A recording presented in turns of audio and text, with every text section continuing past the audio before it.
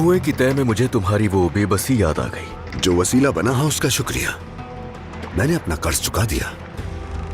गाजी फाजिल को गिरफ्तार करो फौरन, इसे पकड़ो और वजीर मोहतरम की खिदमत में ले चलो।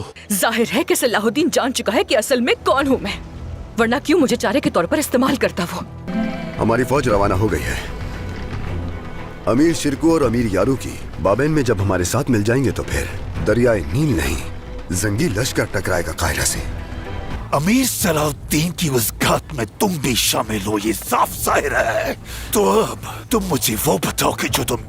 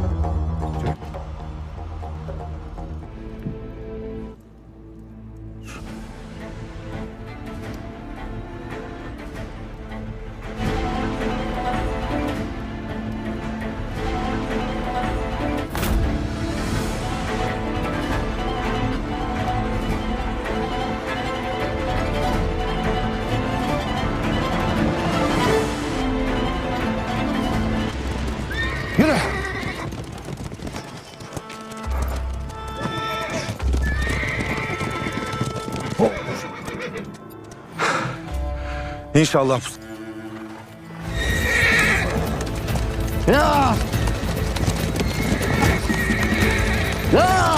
Halife Hazretleri.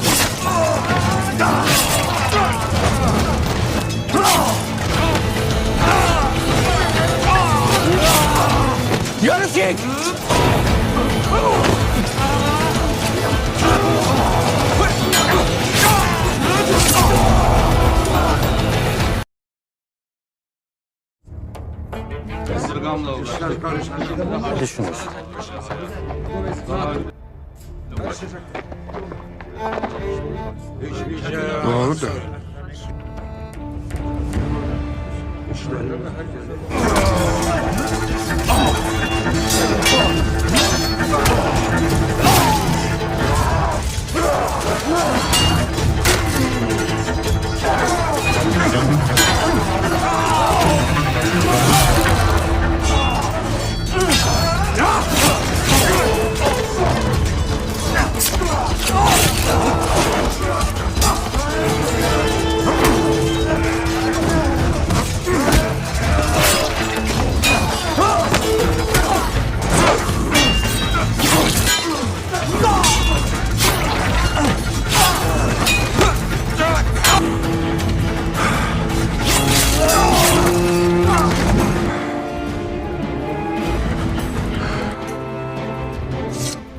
Çabuk olun.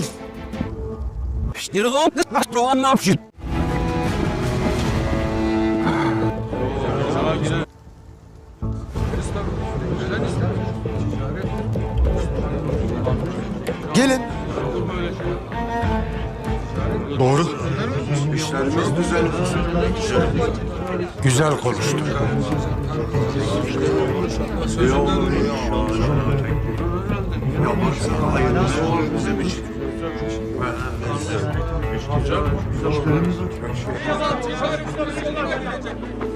Biz bunları. Selahattin değil mi bu?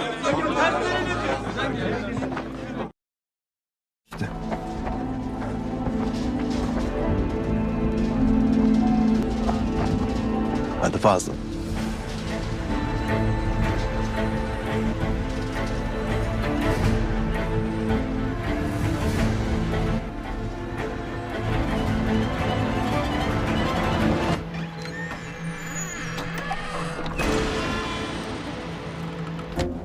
Vezirim.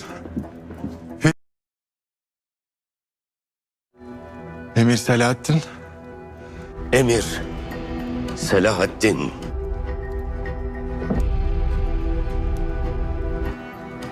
Bu halifenin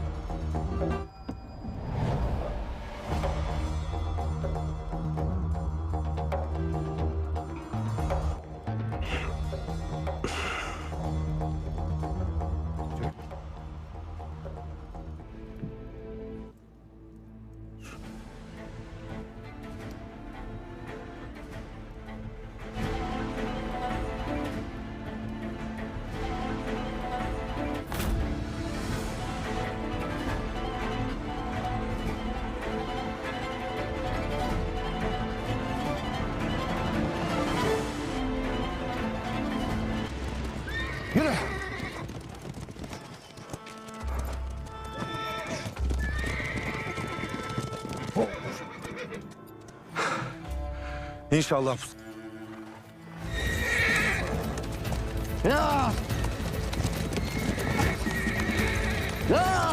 Halife Hazretleri.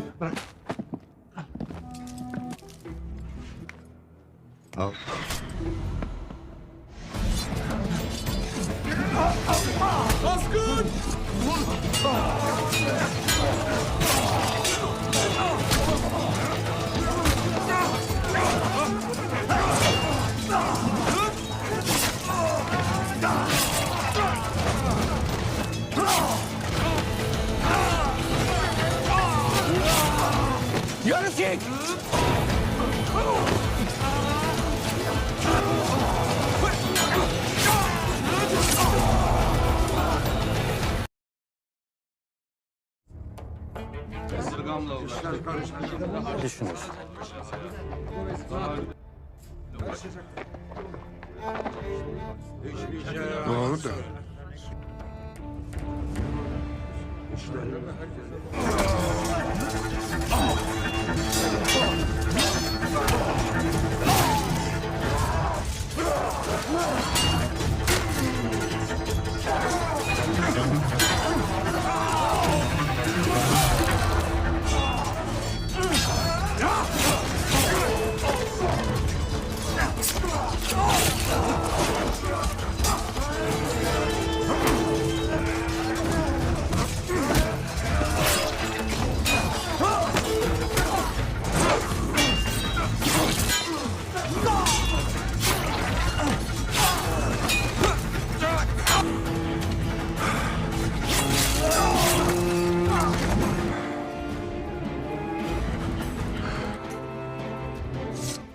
Çabuk olun.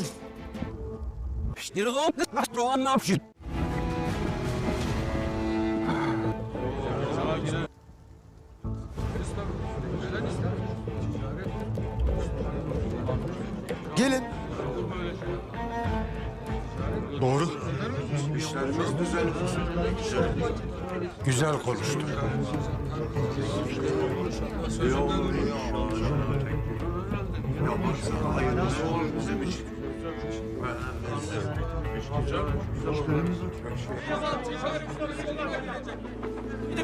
Selahattin dinleyelim mi?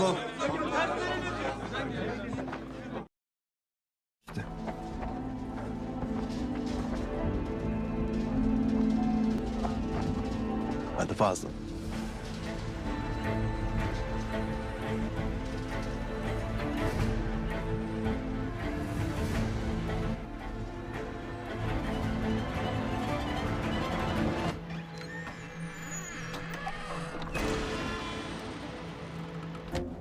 Vezirim.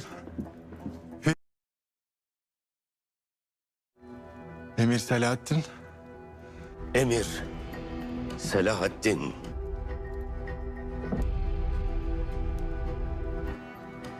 Bu halifenin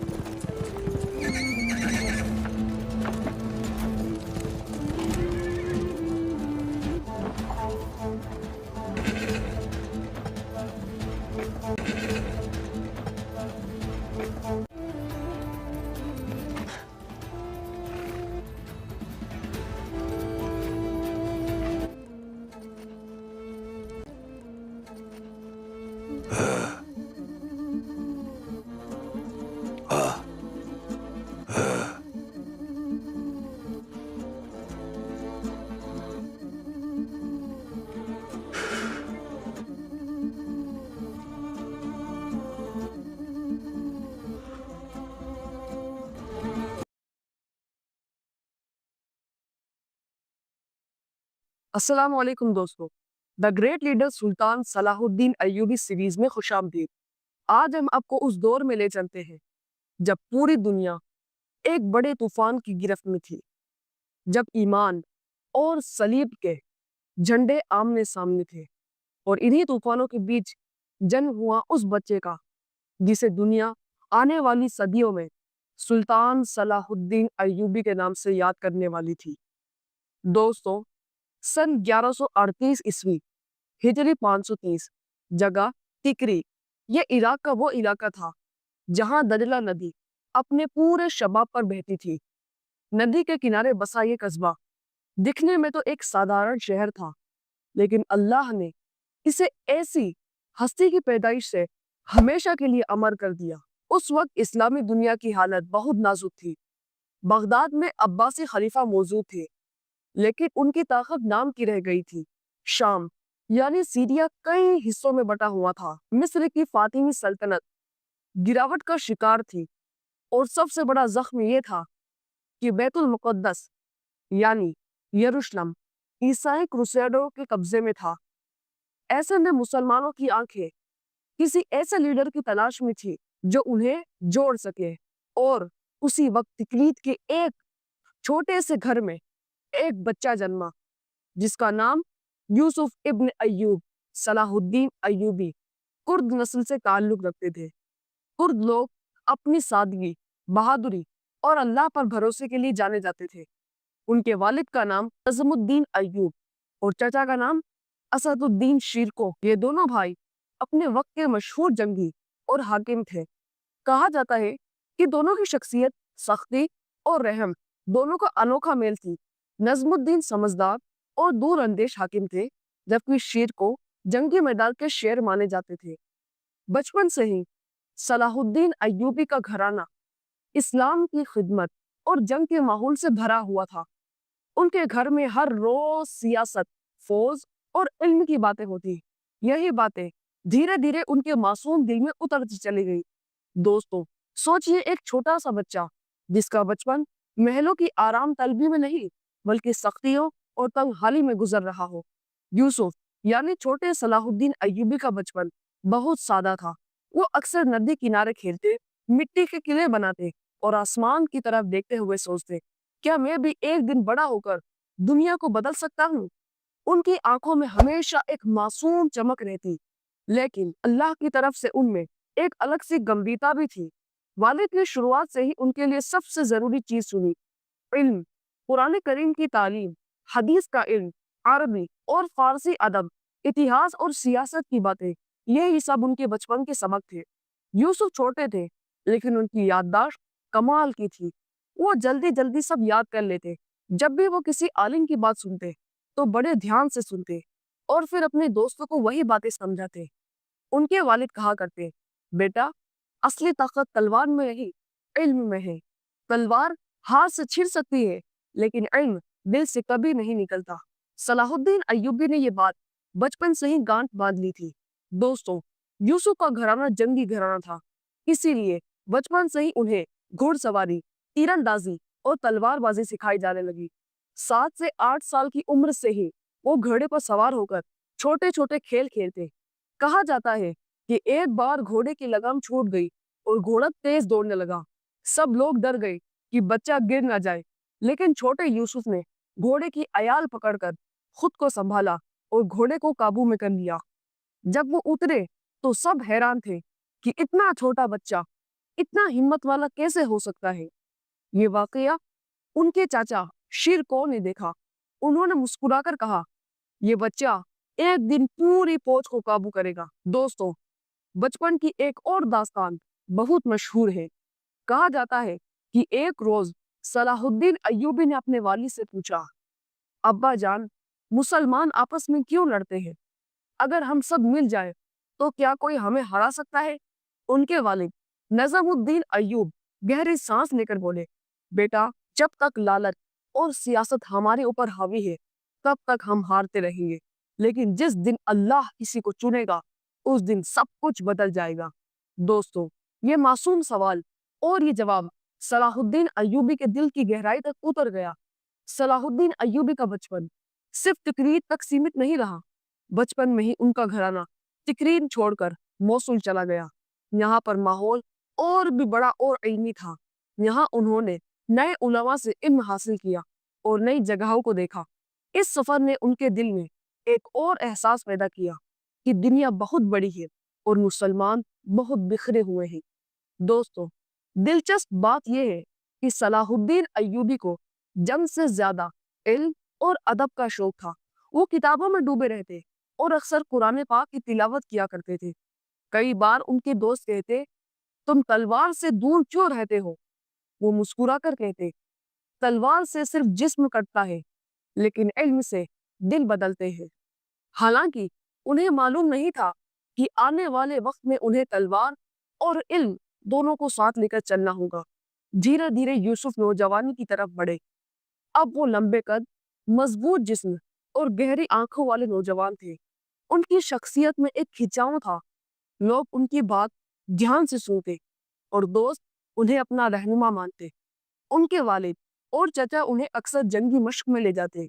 वहां वो घोड़ों की टाप, तलवारों की चमक और सिपाहियों की आवाजें सुनते। ये सब उनके दिल में उतरता चला गया। दोस्तों, अब जरा सोचिए, 12वीं सदी का वो आलम बैतुल मुकद्दस सलेबियों के कब्जे में था। मिस्र कमजोर पड़ चुका था। शाम आपसी लड़ाइयों में जल रहा था और बगदाद सिर्फ नाम का खलीफा बन चुका था। इस माहौल में एक नौजवान कुर्द बच्चा अपने दिल में ख्वाब पाले बैठा था, उम्मत को एक करना है और बैतुल मुकद्दस को आजाद कराना है। दोस्तों, ये तो बस शुरुआत है।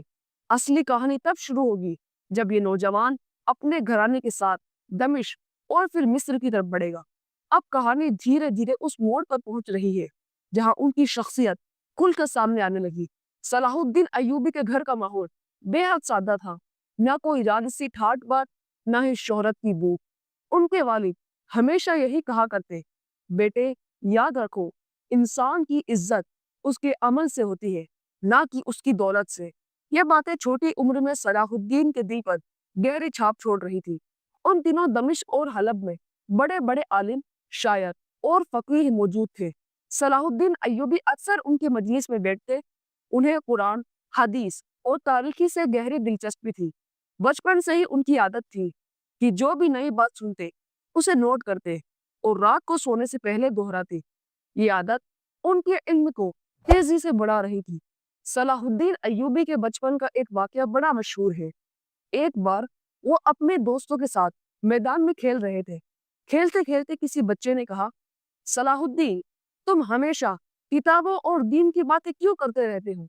ہم تو تلوار، گھوڑے اور لڑائی کی باتیں کرتے ہیں۔ صلاح الدین ایوبی مسکرائے اور بولے، علم کے بنا تلوار صرف جنگلی پن ہے، اصلی طاقت دماغ اور ایمان کی ہوتی ہے۔ اس وقت کسی نے بھی نہیں سوچا تھا کہ یہی بچہ ایک دن اسلامی دنیا کا سب سے بڑا رہنما بنے گا۔ ان کے والد ہمیشہ انہیں مسجد لے جاتے جہاں عالم اور فقیہ بیان کرتے۔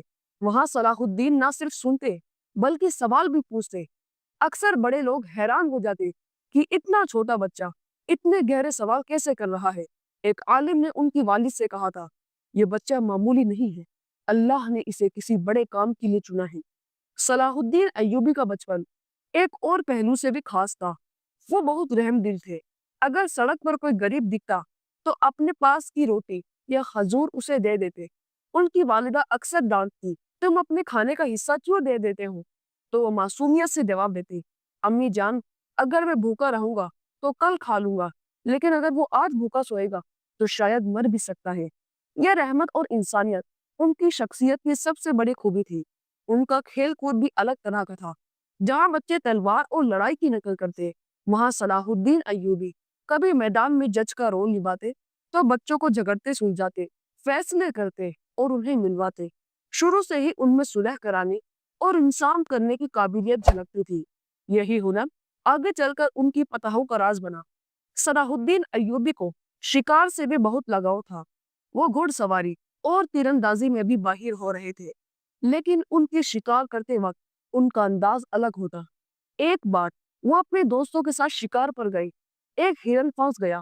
سب بچے خوشی سے شور مچانے لگے، لیکن صلاح الدین ایوبی نے کہا، اس معصوم جانور کو کیوں مارے؟